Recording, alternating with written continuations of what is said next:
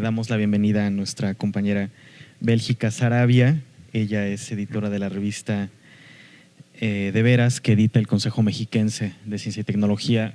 De Veras es la única revista dirigida especialmente hacia niños, público infantil, editada por el Comecit, y es un esfuerzo muy loable porque es un público que ya tiene esta demanda por la publicación, y son textos, la verdad, muy atractivos y especialmente trabajados para ese sector. Pues sin más preámbulo, Bélgica, muchas gracias. Te cedo la palabra. Sí, muchas gracias. Ante todo a CONACYT por la invitación. Gracias a ustedes por esta rica retroalimentación. Y bueno, en este caso vamos a hablar de los textos atractivos para públicos no científicos. Sin duda que cualquier proyecto de divulgación científica, uno de los parámetros que marca el éxito es tener bien definido el público al que vamos dirigido. En el caso del Consejo Mexiquense de Ciencia y Tecnología, desde el 2008 arrancó un proyecto de divulgación que se llama De Veras.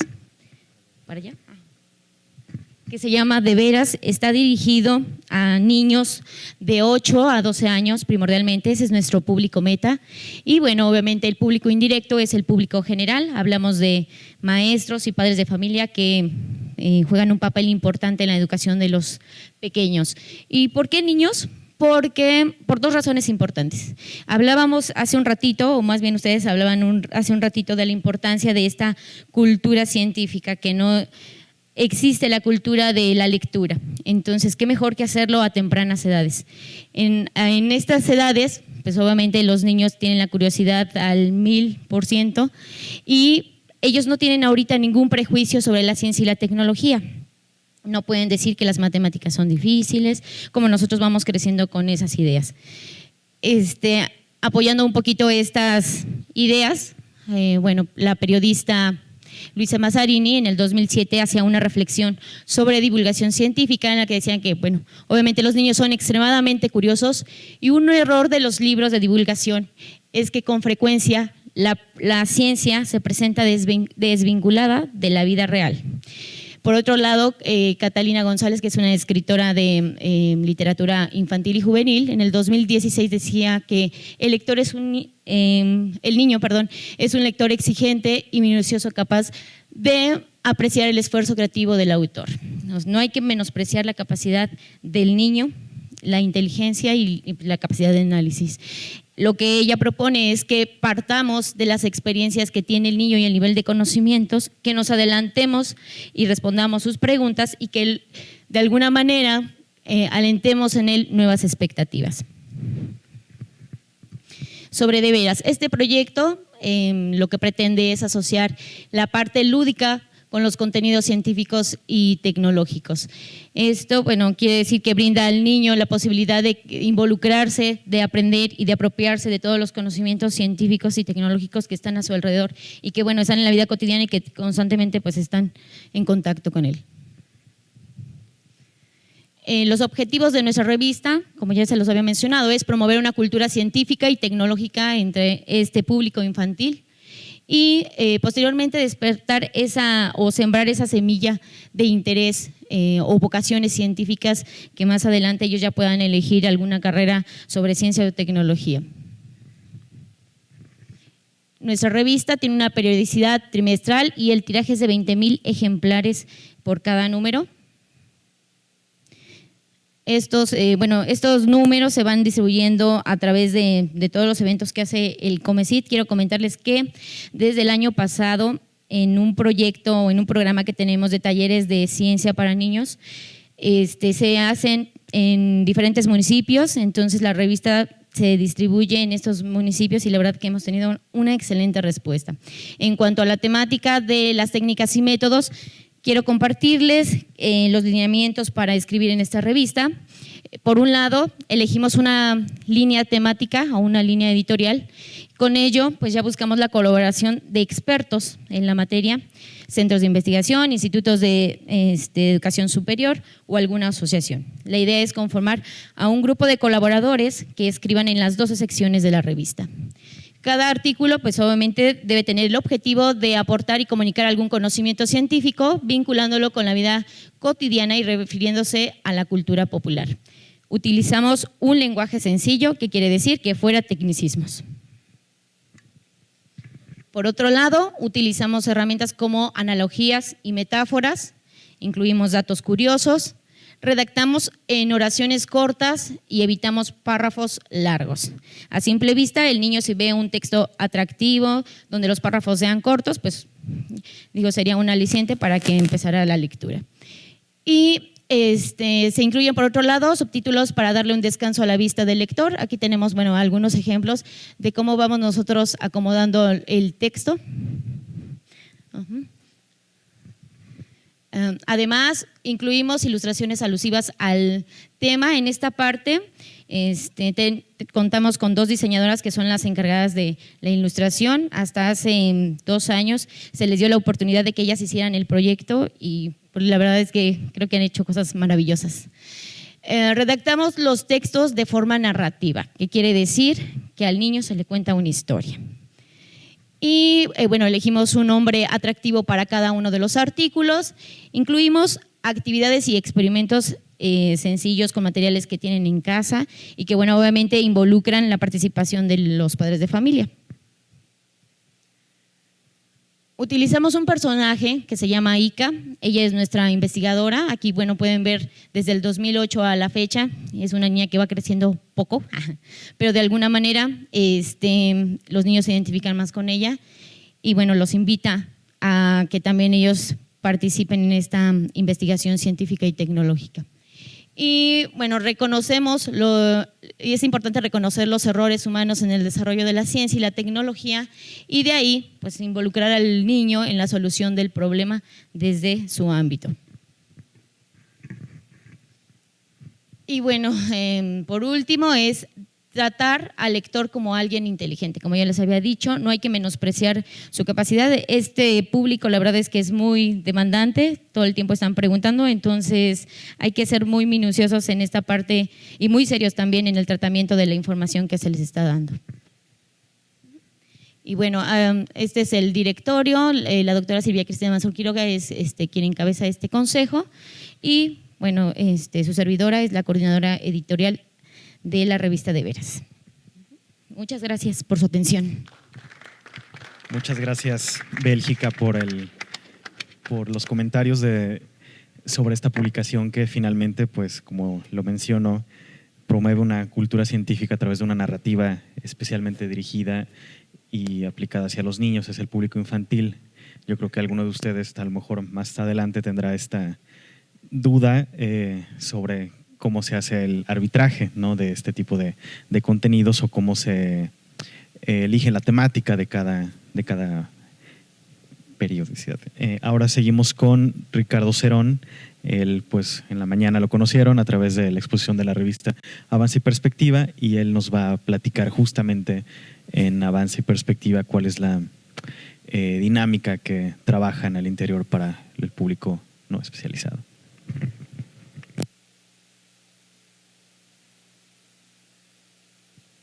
Hola, ¿qué tal? Muy buenas tardes. Siempre es complicado ser el último en la lista de ponentes en el día, sobre todo después de una larga jornada, pero trataremos de ser breves porque creo que aquí algo que hemos visto que enriquece es este intercambio de ideas. Sí, una vez que tengamos he titulado Géneros periodísticos y la divulgación científica. La mesa como tal se llama Géneros, metodología y técnicas para redactar textos atractivos para públicos no científicos. Un tema un poco largo y es un tema que necesitaríamos muchísimo tiempo para debatir sobre esto, pero lo único que les puedo decir, que no hay una fórmula mágica para tener textos atractivos, pero sí hay muchas recomendaciones que desde el punto de vista periodístico y de la divulgación se pueden hacer para un texto que aparezca en cualquier medio de comunicación.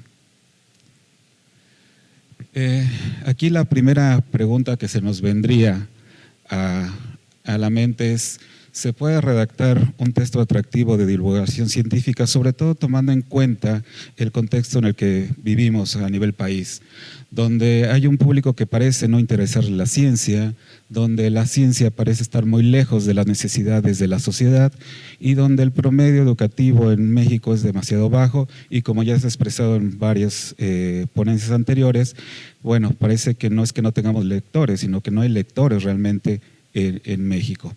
¿Sí? Sin embargo, experiencias internacionales nos dicen que sí se puede hacer trabajos de calidad, atractivos para un gran público y que pueden resultar bastante interesantes. Entonces, a primera vista podríamos decir que en México también se podría hacer este tipo de trabajos, ¿sí? Entonces, ¿por qué a diferencia de otros temas especializados en periodismo como por ejemplo la cultura, la economía, incluso los deportes, no ha permeado la ciencia a grandes extractos de la población? ¿Sí? Podríamos ver los factores que tenemos, por ejemplo, en contra, que ya habíamos visto. México tiene hoy un promedio de 8.6 años en lo que se refiere a nivel educativo, es decir, un nivel secundaria, más o menos, segundo de secundaria. De acuerdo con datos de la UNESCO, estamos en el lugar 49 en rezago educativo en el orbe y el promedio de lectura en México es demasiado bajo. Aquí hay dudas, tiene no mucho que salió un dato oficial que parece no concordar con datos anteriores que nos ponían muy, muy por debajo en cuanto a cantidad de lectura. La que sigue, por favor. Bueno, pero también hay que tomar factores positivos, en este caso encuestas que se han realizado, entre ellas una de aquí de CONACYT, donde ponen a la ciencia como un tema de interés para un público general. Y también este dato que encontré de la primera encuesta nacional de consumo de contenidos, donde el público que tiene televisión de paga refiere que el tercero más visto para este público es el canal Discovery, un canal que transmite netamente contenido científico. Esto nos puede llevar a tener como idea que a la gente sí le interesa la ciencia, sin embargo algo está pasando que no está permeando totalmente hacia la población en grandes extractos. La que sigue, por favor. Ahora bien, para escribir un texto atractivo de comunicación de la ciencia o de divulgación de la ciencia, tenemos que identificar como medio principalmente a qué público vamos dirigidos. Si perdemos en cuenta como medio de comunicación nuestro público objetivo, creo que estamos cometiendo un grave error. También hay que ver al equipo de trabajo, al consejo editorial, que sea gente que sea de varias disciplinas, sobre todo disciplinas de ciencia, disciplinas relacionadas con la transmisión de la comunicación, tanto divulgadores como periodistas, con el fin de crear un lenguaje totalmente accesible a un gran público. Y algo bien importante, revisar nuestras capacidades. Aquí en la mañana estuvimos discutiendo sobre irnos a la plataforma web, quedarnos en el papel, estar en ambas partes, los pros y los contras de cada uno. Creo que si no tenemos ni las capacidades materiales ni las capacidades en recursos humanos, difícilmente podremos hacer alguna transición en ese sentido. Como medio de divulgación hay que tomar en cuenta algo que es bien importante. No siempre lo que es más importante para la ciencia resulta ser lo más importante para un público no especializado.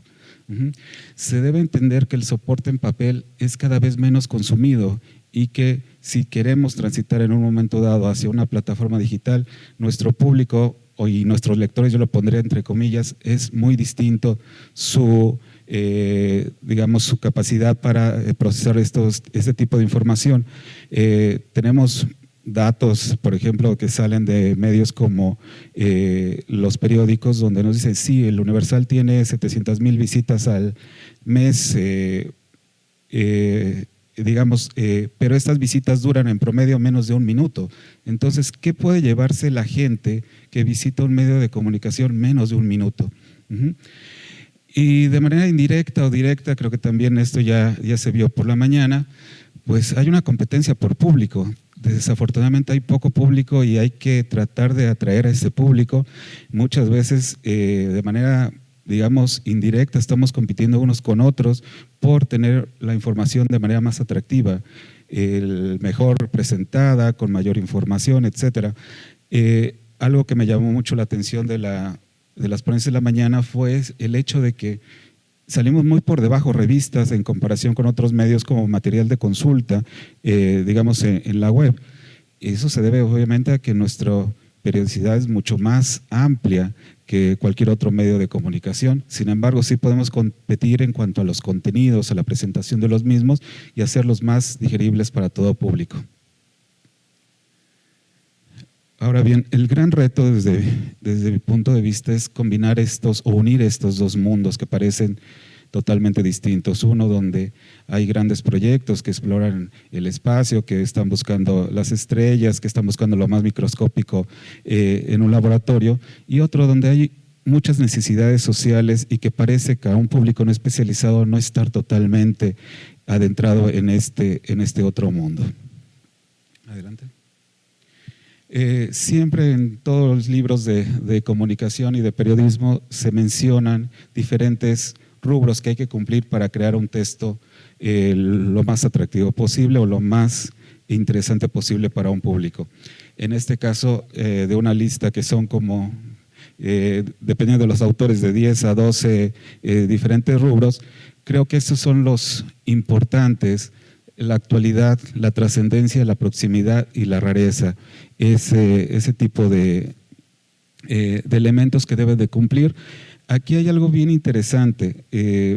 Hubo un ejercicio, tanto, si no me parece, en Argentina, donde se le preguntó a los editores de varios periódicos sobre estos conceptos. Cada uno dio diferente tipo de definición a lo que es actualidad, proximidad, rareza, etcétera, etcétera. Creo que también los autores de libros de géneros periodísticos varían un poco en torno a esto. Sin embargo, de manera general, esto se podría entender de la manera como lo expongo ahí.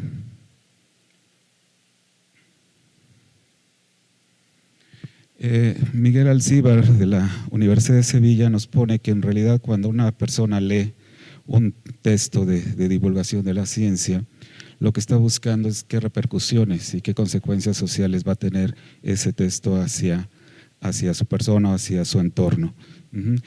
Aquí es muy importante esto porque la diferencia con lo que son las revistas indexadas y revistas de investigación, como se decía en la mañana, bueno, ahí parece que lo más importante es la metodología, cómo llegar a los resultados, también los resultados, pero en los textos de divulgación muchas veces el público exige como qué consecuencias va a tener este conocimiento en mi entorno, qué consecuencias va a tener hacia mi proximidad. ¿Sí? La que sigue. Algo que debemos considerar siempre para cualquier texto es ser claros, sencillos y sobre todo precisos. Sí, creo que son 3 elementos básicos para redactar cualquier texto de divulgación científica y poderlo hacer totalmente un caso, si no exitoso, sí un caso bien presentado. En este caso, pues les puse allí una frase de José Fernández Beaumont, donde dice que el uso del lenguaje rebuscado, el uso de tecnicismo no significa necesariamente que dominemos la especialización, sino al contrario, denota un tanto de nuestro desconocimiento. Sí, la que sigue. Una vez que ya tenemos todos estos elementos, que tenemos esos materiales, y que ya hicimos toda nuestra investigación y todo, es hora de plasmarlo. Y creo que algo bien importante que tenemos que hacer es ¿cómo lo vamos a plasmar? Como cualquier obra de arte tenemos nosotros que elegir la mejor forma de plasmarlo. Y la persona que me precedió nos hablaba de los relatos. El relato es algo que se ha utilizado mucho de manera reciente, esas analogías también, esas metáforas. Hay que saber cómo plasmarlo, por qué camino transitar para llegar a plasmar de la mejor manera un hecho científico. Sabemos que muchas veces un hecho tiene diferentes aristas y que encontrar ese punto, digamos, medio, podría ser algo muy interesante para poder plasmarlo de la mejor manera.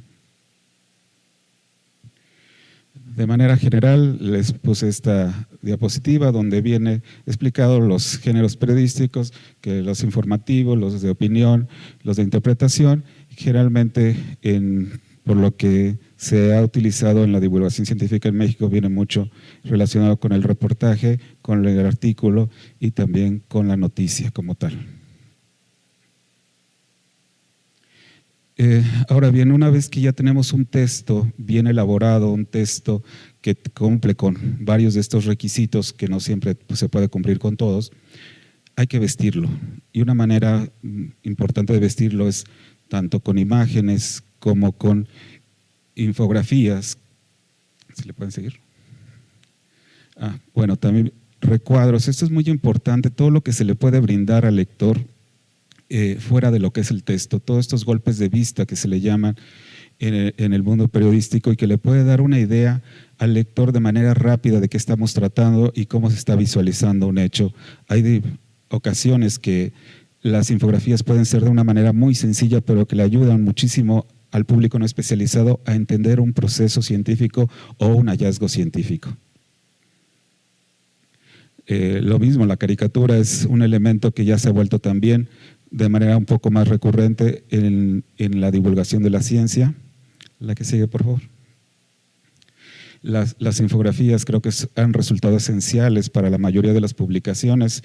En nuestra revista Avance y Perspectiva es algo que se analiza cada vez en más y más artículos para poder dar este plus al lector con información que puedes obtener de manera rápida, sobre todo cuando nuestro contenido se va a la versión web y que ahí el tiempo digamos, de lectura es mucho más corto que en cualquier medio impreso. Es otro ejemplo de lo que es una de infografías. Y también, en la que sigue, por favor. La ilustración ha resultado en últimos tiempos también muy importante para la divulgación de la ciencia y bueno, es algo que hace muy atractivo y muy amable la comprensión de un texto científico. Finalmente me quedaría con esta frase de Marcelo Leite, donde dice: la base del periodismo científico consiste en no escribir solo para los que están interesados en la ciencia, porque eso es fácil. Lo realmente importante es escribir para los que no lo están. Creo que ese es el gran reto de la divulgación de la ciencia y del periodismo de ciencia, llegar a este tipo de lectores que son la gran mayoría en una sociedad como la mexicana. Bueno, hasta ahí llega mi ponencia. Muchísimas gracias por su atención. Muchas gracias, Ricardo. Y como bien lo señalabas, unir estos dos mundos, el científico y el de las necesidades sociales a través de los textos de divulgación. Aquí se abre pues ya la parte de preguntas y respuestas para quien quiera hacer un comentario o aportar algo a lo que se ha dicho, pues adelante. Para todas, doctor, si quiere. Sí, porque la pasada no.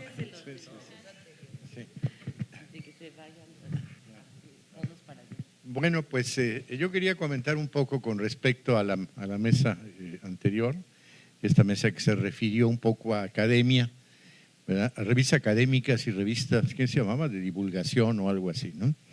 Desde luego, pues yo estoy de acuerdo totalmente, ¿verdad?, con Patti en su concepción de que pues tanto un tipo de revista como la otra pues son académicas. Esto es claro, ¿verdad? Realmente pues yo no sé cómo es que se puede poner que algo es académico y otro no.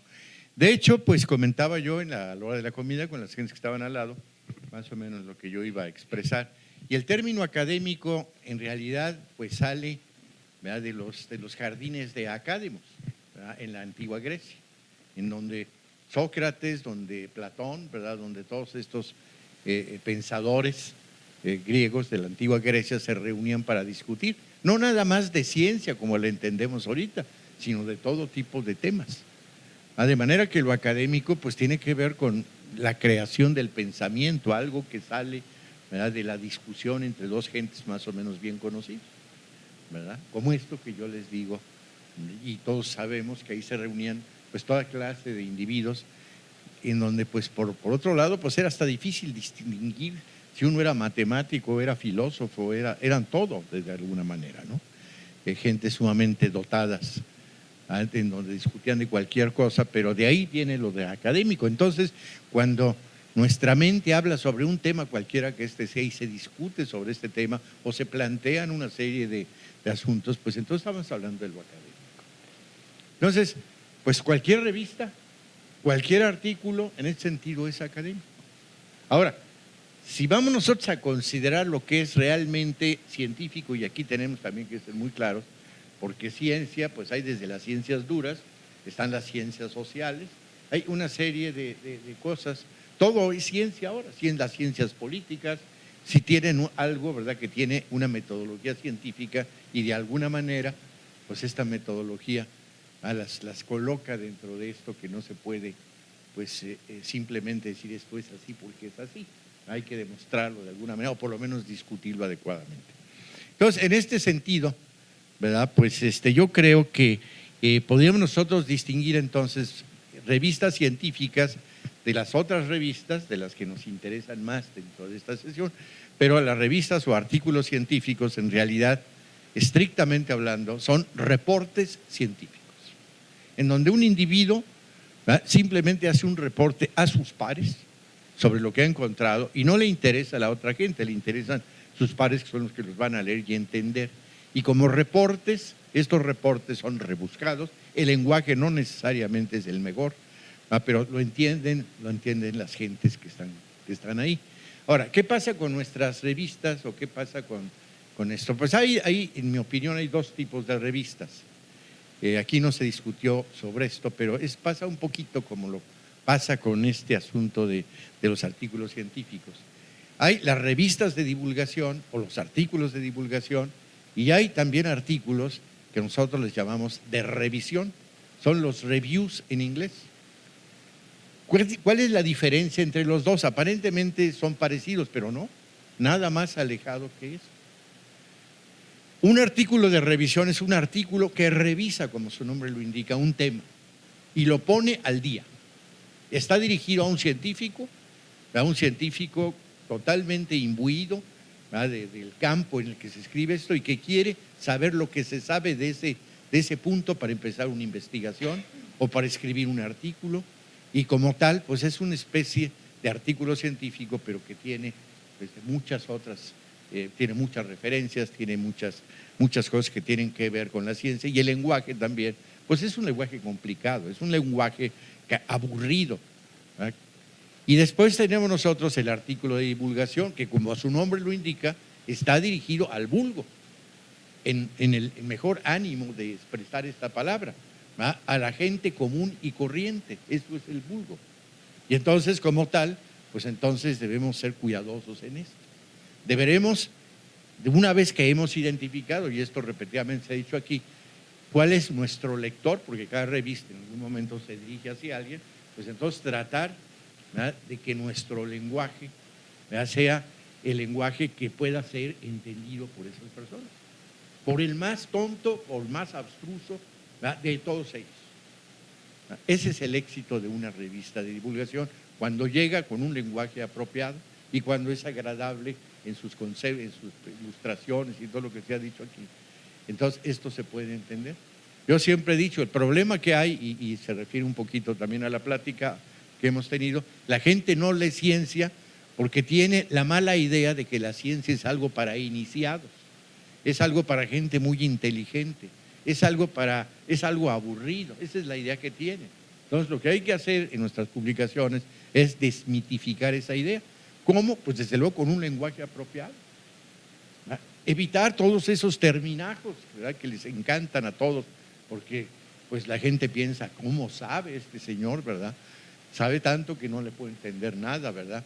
Entonces, ese asunto hay que eliminar. Hay que eliminar, por otro lado, la idea, ¿verdad?, de que el científico es un tipo aburrido y todo. Hay que poner caricaturas, hay que poner cosas que caigan a los jóvenes y que puedan en un momento dado pues, resultar desagradable. Hay que mejorar la revista que nosotros tenemos continuamente para que pues esta revista sea agradable, que la toque, el papel es bueno, o que si es una revista electrónica, bueno, pues que la manera como está presentada sea agradable. Entonces yo creo que todo eso es importante, pero para concluir, el asunto entre revistas académicas y revistas científicas, pues yo creo que no tienen ninguna razón de ser. Todas son académicas, pero tienen características diferentes. Y desde luego, pues las características de cada una de esas revistas, sean científicas o sean de divulgación, pues va a depender desde luego del público al que van dirigidas.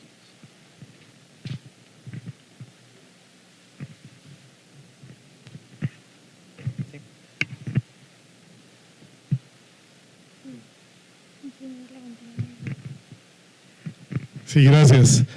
Pues sí, este tema de revistas académicas, yo había puesto originalmente revistas académicas o revistas de divulgación, no sé el versus en qué momento se filtró, ¿no? Pero les platico por qué salió este tema, no es gratuito.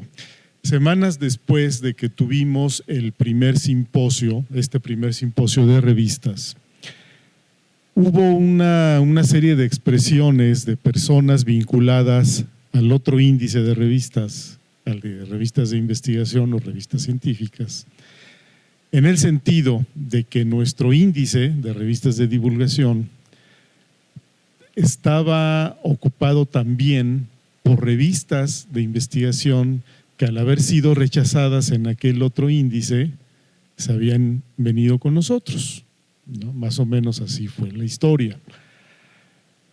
Y digamos lo que argumentaban era que pues no eran revistas propiamente de divulgación, porque no iban a ser revistas que fuesen entendidas por públicos no científicos, que eran más bien revistas académicas dirigidas a académicos de alguna otra área de especialidad, ¿no?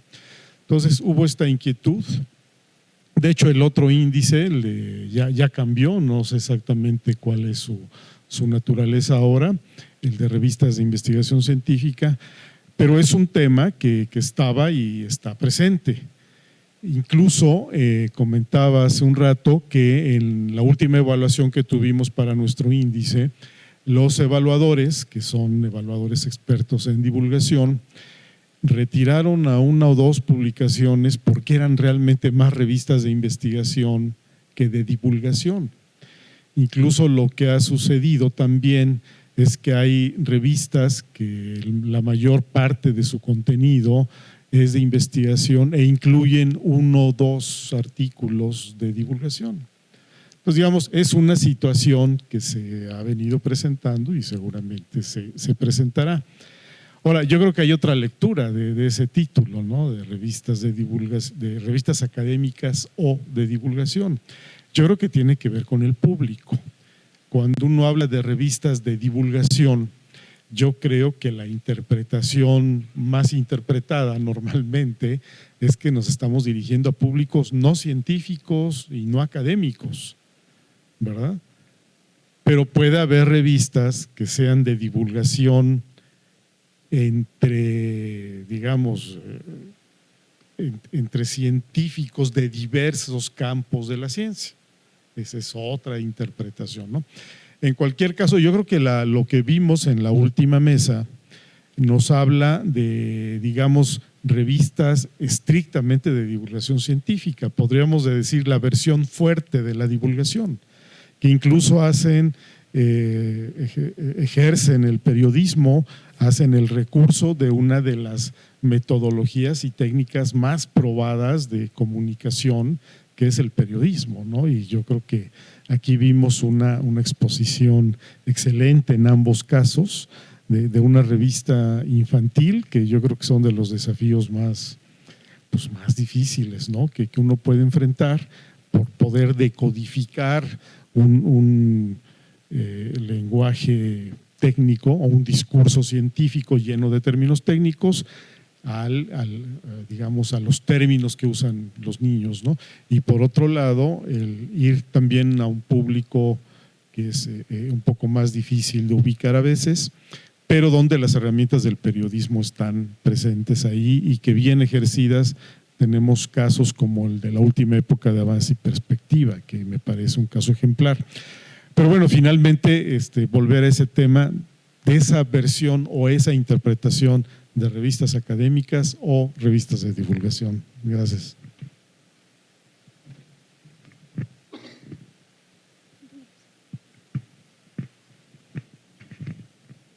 Gracias. Sí me oyen, ¿verdad? Sí. No, muchas gracias. Yo coincido casi con todo lo que dijeron nuestros colegas. Yo sí me voy a referir al tema de esta mesa, porque también coincido mucho con lo que ya se ha dicho de que nuestras revistas son académicas, por supuesto que sí. En esta cuestión de cómo escribir, nosotros hemos tenido el problema, y no sé si ustedes también, ¿cómo haces manuales o guías para autores que muy rara vez leen, la verdad, ¿no? Pero es que es muy difícil realmente, o sea, explicar así en muy poco espacio cómo se hace. Pues es toda una especialidad, o sea, no es sigue esta recetita y ya, ¿no? Es bastante más complejo que eso. Y creo que ya hay mucha bibliografía para enseñarle a la gente eso, ¿no?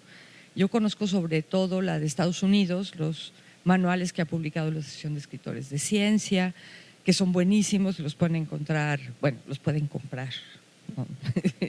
Pero vale la pena la inversión realmente, ¿no? O sea, tienen muchos elementos de cómo estructurar un texto y de cómo atraer la atención, y se basan mucho en el periodismo narrativo, ¿no? Que es otra forma de contar las cosas. Bueno, ya el compañero de Silvestab lo mencionó un poco, pero es contar historias, ¿no? Lo que pasa es que casi nadie sabe qué quiere decir eso de contar historias, y cuando dices cuenta una historia, pues hacen lo que se les ocurre, ¿no? Entonces hay que enseñarles y explicarles qué significa contar una historia en este contexto, ¿no?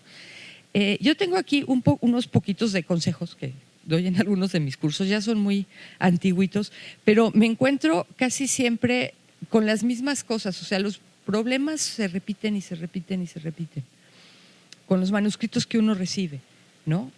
No con los que encargas, porque ya sabes a quién, porque creo que un papel muy importante de nuestras publicaciones es formar autores, ¿no? Y te encuentras a uno que tiene madera, pues hay que trabajárselo y seguirle y pedirle y que entienda tu política editorial. Y bueno, y eso a uno le hace la vida mucho más fácil, porque ya sabes que fulanito o sutanita en general te van a dar algo muy bueno. Digo en general, porque siempre todo mundo tiene caídas, momentos, depresión, y de pronto esperas que tu superestrella te mande una maravilla y no. Entonces nunca hay que confiarse, esa es la primera, ¿no? Para el editor. Nunca hay que confiarse porque no sabes. Pero bueno, tienes buenas razones para suponer que ciertos autores sí te van a escribir las cosas bien. Ahora, a nosotros nos llegan manuscritos con estas entradas todo el tiempo. Desde la más remota antigüedad, el ser humano se ha interesado por las plantas, las estrellas, el suelo, lo que ustedes quieran. ¿Y cómo saben que al hombre le interesaba? ¿Quién sabe? Pero lo saben y lo afirman. No, bueno, pues una es evitar el lugar común, a menos que realmente tomes el lugar común con todo el propósito de explotar el lugar común, de darle la vuelta, de hacer un juego de palabras, ¿no? Pero esa es la primera. Nosotros tenemos un antipremio que se llama así, desde la más remota antigüedad, ¿no? Es que ya perdí la cuenta de cuántas cosas llegan que empiezan así, porque es la manera más fácil. ¿Sabías que? Bueno, pues si crees que lo sabía, ¿para qué me lo dices? Y si crees que no lo sé, pues qué tramposo que me estás preguntando, ¿no? Es como un poco irrespetuoso, ¿no? La verdad, ¿no? ¿Sabías que la paleogenómica consiste en...? Pues no. Esto es, la fotosíntesis es, la genómica es la... ¿Cuántos no empiezan así, no? Esto o aquello es muy importante. Es fascinante. Son todos declarativos, ¿no? Hay que dejar que el lector juzgue si es importante, si es fascinante, incluso si es divertido, ¿no? Yo tengo algunos autores que me mandan, nunca he visto tantos signos de admiración juntos en mi vida, ¿no? Yo creo que en publicaciones como las que hacemos, en la mayoría, no voy a decir que en todas, hay que huirles como a la peste, ¿no? A los signos de admiración. O sea, lo que reflejan es flojera, ¿no? De quien está escribiendo para atraer la atención. Otra que nos choca, todos sabemos que, todos, así todos, universalmente, la galaxia entera, y si el lector no lo sabe, pues se va a sentir bastante mal, ¿no? Pues sí. ¿A todos nos interesa? Pues no, o sea, pues quién sabe, ¿no? O sea, a todos, bueno, a muchos, es posible que a muchos, ¿no? pero no hay que suponer tanto, ¿no? Entonces, y eso de las entradas es muy importante, porque cómo empiezas algo, muchas veces te marca una estructura, ¿no? Y la gente debe practicar tres diferentes, que te van a dar tres enfoques distintos. Y tratar de probarlos, ¿no? Si tiene algún incauto capaz de decirle la verdad cerca, ¿no? Que esté más o menos en el público al que se dirige, ¿no? Pero bueno, para abreviar, la primera pregunta yo creo es ¿cómo voy a lograr que el lector se interese en lo que estoy escribiendo, ¿no? El lector es esa persona que te puede dejar en cualquier momento, ¿no? No tiene por qué leerte, es voluntario, como se dijo en alguna de las mesas, ¿no? O sea, el público de la divulgación es voluntario. Generalmente, la verdad es que luego los maestros sí los mandan a leer nuestras revistas y se los agradecemos mucho porque así las vendemos, pero en realidad es voluntario, ¿no? Digo, si podemos tener personas en la historia, decía Ana María Sánchez, que la citó aquí Patti Magaña con su definición de comunicación de la ciencia, ella siempre dice, los artículos especializados sacan a la gente porque no importa cómo es la gente. O sea, lo que importa es que la metodología esté bien. Pues nosotros tenemos que devolver. A mí me pone verde cuando dicen que hay que humanizar la ciencia. Híjole, pues yo conozco pocas. O sea, ¿conocen ustedes alguna otra especie que haga ciencia? ¿No? O algunos robots o algunos minerales que hagan ciencia. Pues no. No es tanto humanizarla, es que en la divulgación hay que regresar a la gente que la hace. Y hay que ponerle el nombre completo, no nomás las iniciales, ¿no? Y hay que poner sobre todo las preocupaciones, ¿no? Yo sí estoy bastante convencida, aunque no se los puedo demostrar, pero estoy convencida de que posiblemente lo que más nos interesa a los seres humanos son las historias de otros seres humanos, ¿no? Y por eso está ahí uno, ¿no? Viendo unas cosas a veces muy buenas y a veces detestables, pero nos interesa. Y lo otro que nos interesa mucho es saber en qué acabó. El chisme más baboso, el más súper, ¿y qué pasó? Y que no, yo no es capaz de aguantarse unos bodrios espantosos con tal de saber qué pasó. Aunque ya casi sabes qué va a pasar, ¿no? Porque hay muchas historias que sabes en qué van a terminar, pues son los estereotipos estos, ¿no? Pero te tienes que asegurar, ¿qué tal si no? Entonces nosotros tenemos que aprovechar todo eso y crear suspenso y contar historias y atrapar a la gente, por aquí ya se mencionó, pues por el lado que le puede afectar cercanamente. Los periodistas de ciencia narrativos lo saben perfectamente. Y uno puede encontrar muchos buenos ejemplos de eso en National Geographic, que tiene unos magníficos periodistas narrativos, ¿no? Y que te empiezan, o sea, con el primer párrafo ya te agarraron, ya quieres saber, ¿no? Y se toman su tiempo. Yo siempre he creído que la divulgación y el periodismo de ciencia bien hecho, lo que hacen es que uno le está pidiendo al final al lector y al espectador y al radioescucha, ¿no? En otros medios, le estás pidiendo que haga un esfuerzo. Porque lo que sí no se vale es decirle a la gente que la ciencia es fácil. Pues no, fácil no es complejísima. Pero vale la pena acercarse, ¿no? Y nuestro trabajo es ayudar a ese acercamiento, propiciarlo, facilitarlo a través de la interpretación, de la recreación, ¿no? Pero ven, es fácil, y si resulta que no es fácil, la gente se frustra mucho y la pierdes casi siempre, para siempre, ¿no? Entonces, bueno, traer a la gente que lo hace, sus motivaciones. O sea, ¿qué nos apasiona más que saber a alguien que… O sea, la ciencia es resolver problemas, es contestar preguntas que nos hacemos, ¿no? Y eso ya es toda una aventura. ¿Y cómo contestar la pregunta? Mencionabas, se mencionaba en la mesa que el artículo especializado es la metodología. Yo creo que también la divulgación, pero de otra manera. Porque la verdadera historia está en cómo le hicieron. Esa es la verdadera historia, ¿no? Ah, pues encontraron un cuásar, el más energético. Ah, pues, ¿no? Dice, ¿eso qué ver conmigo, no? Pero si yo te cuento por qué los buscan y a quién se le ocurrió y te muestro a las personas, pues te va a interesar porque nos interesan esas historias, ¿no? Bueno, por supuesto, como ustedes marcaban, las metáforas, anécdotas, las analogías, el humor. El humor es un gran vehículo de comunicación. Usar el humor, de verdad, eso es algo que es prohibidísimo en los artículos especializados, ¿no? Pero nosotros podemos usar todo el que nos dé la gana. sorprender al lector. Muchas veces ¿no? Como negando algo que es como un saber común o que es de sentido común. Hay muchas formas de sorprender al lector y hacerlo sentir bien, ¿no? No hacerlo sentir que no sabe nada, ¿no? Como decía el doctor Pérez de la Mora, ¿no? O sea, hay mucha gente que escribe rimbombantemente con mucha jerga técnica para que vean cuánto sabe. Pues no comunica nada, ¿no? Y la belleza del lenguaje no está en ser pomposo, está en saber usarlo bien, ¿no? Y con un propósito, y que todo lo que tú leas tú sientas que lo que sigue a una cosa es lo que tiene que seguir y no otra cosa, y que sea natural, y no que a la mitad del texto digas, ¿qué? ¿Pero qué es eso? ¿No? Pues no, hay que tratar de que eso no pase. En la escuela está bien, pero aquí no. Una vez me decía un científico, estaba ayudando unos cursos a científicos, me decía, pero es que tenemos que educarlos y que vayan al glosario. Digo, pues eso que lo haga la escuela. Esta es voluntaria y se va a ir, ¿no? Entonces hay que recordar eso, ¿no? Y darle oportunidad al lector de hacerse sentir bien y de que piense a lo mejor contigo. A mí me gustan mucho estas historias de cómo le hicieron, porque sí te engancha tú a pensar cómo le hubieras hecho, ¿no? Cómo tú le hubieras hecho. Y además te muestra que es una persona como tú que está ahí sufriendo para encontrar una manera de encontrar una respuesta, sin nombrar todos los otros obstáculos, ¿verdad? Si llegó el dinero del proyecto, si la centrífuga salió de la aduana, si, bueno, cantidad de cosas, ¿no? Que también tendríamos que incluir. Y la otra que es muy importante, porque, no sé a ustedes, a mí me mandan muchos artículos escritos sobre las rodillas y que quien los escribió se siente casi que ya le debemos dar el Nobel, ¿no? Y no, o sea, hay que reescribir muchísimo, ¿no? Como Hemingway decía con un lenguaje que yo no me atrevo a usar, pero él decía que el primer borrador es una porquería. Y sobre esa porquería hay que trabajar, porque no tenemos otra cosa, y hay que reescribir y reescribir, y hay que dejarse editar, ¿no?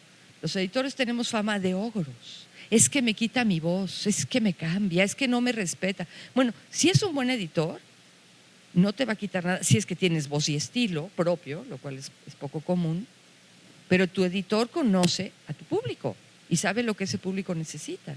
Entonces hay que confiarle al editor, ¿no? No sé si vieron esa película que sacaron hace muy poquito del editor de Thomas Wolfe, que bueno, Thomas Wolfe escribía unos libros de 2,000, ¿no?, páginas o de 3,000 páginas, y el pobre editor, que sabía que el otro era un genio, pues le decía, no te puedo publicar un libro de 3,000 páginas. Y entonces le tachaba y el otro se enojaba y regresaba y se enfurecía y se emborrachaba. Y al final quedaba el libro y bueno, era el mega éxito, ¿no? Entonces es muy bonita, no me acuerdo que se llama Genio, ¿no? Creo que se llama, ¿no? Sí, es Wolf, sí. Entonces eso, reescribir y reescribir y tratar de probar con lo que uno tenga a la mano. Ojalá tuviéramos recursos para tener, ya saben, ¿no?, a los lectores tipo de nuestro público y darles y quién sabe qué. Pero finalmente es que la divulgación se tiene que disfrutar en el mejor de los sentidos, ¿no? O sea, que te envuelva, que realmente quieras seguir leyendo y quieras saber qué pasa. Entonces mantén el suspenso y empieza muy bien, porque si no empiezas bien, es como en la tele, ¿no? O sea, clic, te cambia. Entonces, esos serían mi resumen de consejos. Bélgica, ¿quieres? Ricardo. Totalmente de acuerdo con Estrella.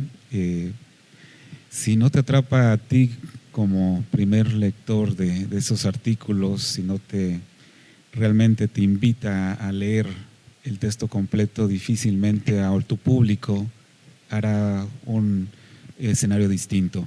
Creo que es vital estos textos, y yo les decía, o sea, una vez que uno tiene ya elaborado o recabada la información y todo, la manera de presentarlo es vital.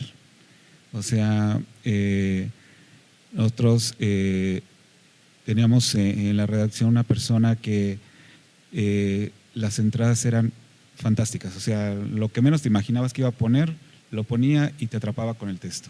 Ahora lo tienen allá en la DGDC. No, sí. No, pero excelente para las entradas.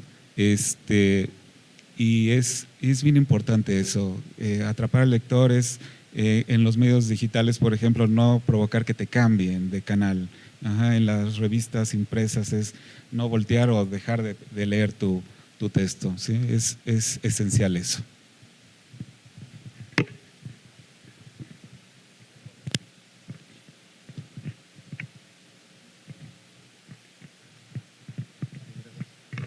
Gracias.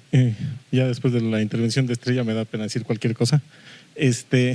Pero nada más son dos cosas muy puntuales y una pregunta para Patricia de la mesa anterior. Un comentario cuando Itzel, ¿verdad?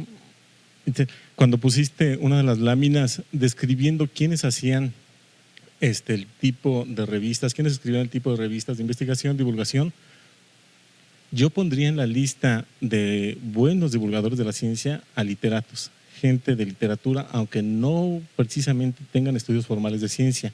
Inclusive lo pondría antes, quizás, a ver si no me cuelgan uno que otro de aquí, que docentes, eso sí me queda claro, y no sé si de investigadores, pero habría que discutirlo. Pero hay ejemplos de literatos, divulgadores de la ciencia de primera, como Sabina Berman, que está por discutirse, pero sí Rosa Montero, Jorge Volpi, el mismo García Márquez, en fin, hay muchísimos ejemplos de divulgadores de la ciencia de primera, cuya formación es la literatura y no la ciencia. Entonces yo lo pondré ahí nada más para complementar, y igual si quieres abonar algo, ahorita me comentas. Ya medio lo dijo Estrella, pero algo que vi de tu presentación, perdón, se me olvida tu nombre, Ricardo, manejas casi como sinónimos divulgación de la ciencia y periodismo científico, por lo menos en algunas de las láminas al final. Hay mucha gente de divulgación, pienso en Martín Bonfil, por ejemplo, que cree que sí podrían ser sinónimos y que la comunidad de divulgadores tendría que estar mucho más cercana a la comunidad de periodistas científicos. Yo no lo creo así por muchas razones, particularmente, y no por lo que acaba de decir Estrella, de que el periodismo científico, un buen periodista científico puede ser un buen narrador de historias, que sí lo es, sino en la parte de la noticia, que es primordial dentro del periodismo científico. Una noticia importante de que hay un virus nuevo, etcétera, el periodismo científico es el responsable de dar a comunicar ese tipo de información y no necesariamente un divulgador. Pero bueno, nada más es acotando y yo no los tomaría tanto como sinónimos, pero habría que pensarle. Y bueno, si quieres ahorita les paso nada más para no perder tanto tiempo. Y la pregunta para Patricia es, se me adhiere tu idea de que las revistas de divulgación de la ciencia son revistas científicas propiamente. O sea, no entra de forma natural. En realidad estoy pensando en voz alta porque lo estuve consultando mientras no me servían el postre a la hora de la comida. Lo estoy pensando, porque al final de cuentas, quizás una buena divulgación de la ciencia, o por lo menos a lo que se tiende en la divulgación de la ciencia escrita, es una buena literatura. Un poquito mi idea es como decir que la fotografía científica es ante todo ciencia. No, es ante todo fotografía. Entonces, con una analogía similar, ¿por qué creeríamos que la divulgación de la ciencia, que esencialmente es un acto de comunicación y no un acto de investigación como lo hacen los científicos, tiene que ser una revista científica? Te digo, lo sigo pensando, pero yo creería más bien que las revistas de divulgación deberían de tender a ser literatura, revistas de literatura, antes que revistas de ciencia. No sé si me expliqué. Pero bueno, esa en realidad sí era una pregunta y me gustaría que ahondaras un poquito tu idea para que yo le siga pensando y me convenzas con toda seguridad, porque yo no le había pensado mucho a eso. Gracias. Sí. Perdón, o también como le había comentado. Primero, pues van a responder. En mi caso es rápido. Yo totalmente estoy convencido de que es muy diferente el periodismo de ciencia a la divulgación científica, a la actividad científica como tal. Creo que cada uno tiene un papel relevante, pero todos confluimos en crear esto que se llama divulgación. Al final de cuentas, transmisión de información hacia un público no especializado, y que ojalá que esos diferentes actores se pudieran unir y poder crear materiales cada vez más interesantes. Pero sí, cada quien tiene un papel muy definido y muy diferente, el que se refiere al periodismo, el que se refiere al divulgador y que se refiere al científico. Bueno, un poco en relación a esta la relación que tiene la divulgación con la literatura. y tienes mucha razón. De hecho, en este número publicamos un artículo de María Emilia Beller y Gabriela Frías sobre esta relación de literatura con la divulgación de la ciencia, como a lo largo de los años se han retroalimentado la una a la otra, ¿no? Entonces está como bonito y está padre esta historia. Y también en la manera de cómo redactar los textos y también cómo darle contexto a lo que están diciendo. En este número se publicó un artículo de un chavo que narra su experiencia y es muy rico porque dice, bueno, les dejo esta música, ¿no? La pieza tal, para que como ambientarlos un poco y que sientan yo cómo me sentía en ese momento. Entonces está padre en estos formatos digitales poder insertar ahí el video y que le pongan play y entonces puedan escuchar la pieza mientras continúan leyendo el artículo, ¿no? Entonces estos, como utilizar también todas estas diferentes medios para llegar a un fin, ¿no? De divulgar, de comunicar.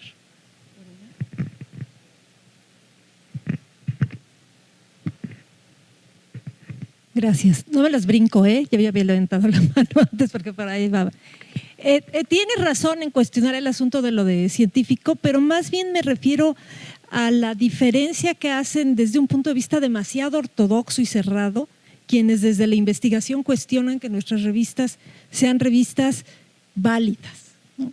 Entonces un poco es una defensa del lenguaje que tenemos que intentar hacer, porque decía yo, lenguaje también es fondo, que tenemos que intentar hacer los editores de las publicaciones de divulgación en términos de la academia que hay atrás, del esfuerzo que hay atrás de reflexión, de esta exigencia de nuestros públicos de que tenemos que saber de todo, casi, que tenemos que ser capaces de contestar casi cualquier pregunta. En ese sentido es que lo decía, no es que estrictamente nos tengamos que poner el epíteto de publicación científica. Y también quería hacer referencia a lo de la literatura, tienes razón, decíamos ahorita que Rosa Montero ahorita cayó un poco de nuestra gracia, ¿verdad? Después de que se la comieron en las redes, por unas declaraciones bastante desafortunadas de ella, a pesar de que ha hecho trabajos muy serios en otro sentido. Y efectivamente lo literario, pues ojalá todos llegáramos a ser maravillosos escritores de divulgación o de literatura científica. Y en ese sentido creo que también recurrir a la historia, tal como decía Jesús, los contextos son importantes. Bueno, la historia y la filosofía de la ciencia son sustantivos. Si podemos también trabajar sobre eso, maravilloso, porque en muchos momentos, sobre todo la filosofía de la ciencia es cuestionada, cosa que no debería ser. Entonces deberíamos ser cuidadosos en esa parte.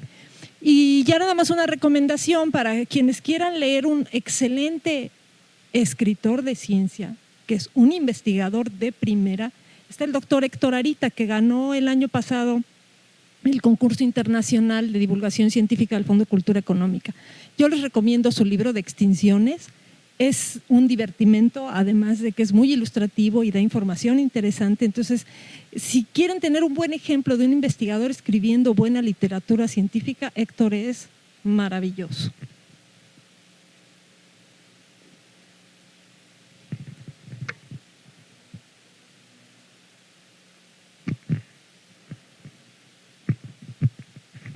Bueno, más que preguntas, serían como un par de comentarios. Primero, agradecerte la presentación. O sea, está hermosísima la revista. No la conocía, está genial. Además, me encanta que haya ido creciendo la niña con la publicación. Parece que eso es muy importante, sobre todo si los chicos y las chicas van siguiendo la publicación. Y pensaba en una serie que tiene una serie de cuentos que creo que se llama Torreblanca, que es una niña que va por el mundo, que es ecologista, recorriendo los países y hablando sobre ecología de los países, ¿no? Entonces, no estaba pensando ahorita en amigas que trabajan en difusión de ciencia para preescolar, en que este tipo de cosas les vendrían súper bien, porque justo esto de no existe, y a veces el problema es que uno no conoce lo que ya existe, ¿no? Entonces, muchísimas gracias. Lo segundo que iba a decir es, bueno, yo soy licenciada en Lingüística y Literatura. Entonces, me parece que hay una diferencia entre escribir, que me parece importantísimo, ¿no? Y escribir narrativamente, que no es lo mismo que hacer literatura. Son dos cosas diferentes, ¿no? No solo porque siempre, es decir, una cosa es cuando, por ejemplo, García Márquez o Rosa Montero hacen lo que hacen, estrictamente no están haciendo literatura, sino que están haciendo, de hecho, alguna gente habla más de periodismo literario que de literatura, ¿no? Que podrías hablar entonces de periodismo de ciencia, pero que no es hacer literatura en términos de lo que implica una obra literaria. Y a esto lo que pensaría es que lo que necesitaríamos entonces, quienes estamos trabajando en este tipo de publicaciones, es hacer talleres de escritura, ¿no? O sea, talleres de escritura para la gente que colabora, pero también para formar personas que puedan escribir, porque entonces lo que hay más que una crisis de lectura es una crisis de escritura en las publicaciones que no son atractivas para el público al cual nos estamos dirigiendo. Entonces, lo que habría que pensarse más bien es cuáles son las estrategias de escritura para que la difusión y la divulgación funcionen, ¿no? Que es totalmente diferente a cuando yo trabajo con público especializado o cuando voy a presentar mi informe de investigación, como decían acá. Entonces, porque creo que casi siempre echamos la pelota a los lectores y a las lectoras y pocas veces pensamos en cómo es el instrumento y el mecanismo que nosotros estamos trabajando. Entonces, no sé, pensarse más bien que la próxima vez podríamos tener un taller de escritura de géneros periodísticos que se ajusten a la divulgación de la ciencia, ¿no? Entonces, si a mí me funciona la entrevista, si me funciona la crónica, si me funciona el reportaje, pues entonces trabajar con los equipos de la revista sobre eso para poder formar buenos escritores en esos términos. Porque yo no soy de la idea de que existe una crisis en la lectura. Es decir, desde el siglo XIX están diciendo que hay crisis en la lectura, pero la gente sigue leyendo y la gente sigue comprando cosas. Ahora, que no nos guste cómo lea, que no nos gusten los libros que compran, es otra cosa. Pero la gente sigue leyendo, o sea, la gente te compra el libro de JJ Benítez que tiene 800 páginas y se lo lee. O sea, que sí lee. O te compra toda la saga de Harry Potter y se lo lee. O te compran toda la saga de Divergente. O toda la saga del Juego de Tronos, que cada libro tiene como 600 páginas. ¿No? Te compran periódicos que quizás no son los que a mí tampoco me gustaría que lean, pero los leen. Es decir, entonces lo que hay es una crisis en las formas de lectura y entonces ahí es un cuestionamiento directo para nosotros, quienes trabajamos en este tema, no para el público lector.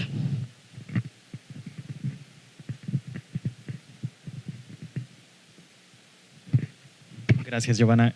Por el tiempo creo que vamos a tener que cortar aquí las preguntas. Los podemos continuar en el cóctel que va a ser a las 8:30 y pues quisiera que le diéramos un agradecimiento a nuestros dos ponentes, Ricardo y Bélgica, por sus aportaciones. Les comento que ya están las camionetas afuera esperándolos para llevarlos al hotel y a las 8 de la noche salen nuevamente del hotel para venir aquí al planetario para el cóctel y la observación astronómica que están programadas. Así que los esperamos más al rato.